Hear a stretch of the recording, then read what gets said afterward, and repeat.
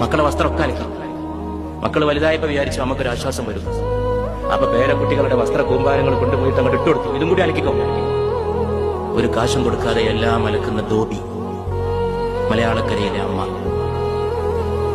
അവളെല്ലാം അലക്കും. ഏത് അടിവസ്ത്രം? മടുപ്പ് പറയൂല. കാരണം അവളുടെ ജീവിതം തന്നെ മടുപ്പിലാണ്. അവൾ മലമൂത്രങ്ങളിൽ വളർന്നതാണെന്ന് ശങ്കരാചാര്യൻ ലോകത്തോട് പറഞ്ഞു.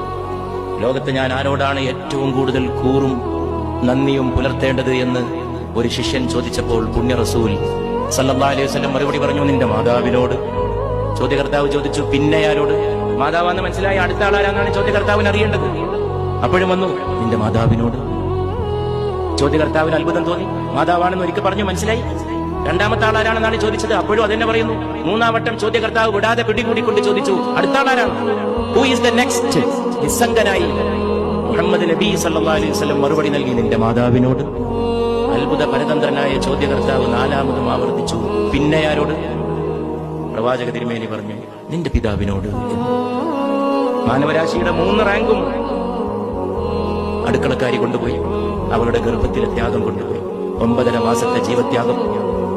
9.5 മാസം അവളുടെ വയറ്റിൽ ചുരുണ്ടുകൂടി കിടന്ന കാലത്ത് അനുഭവിച്ച സ്വസ്ഥത നീ ഒരു കാലത്തും അനുഭവിച്ചില്ല.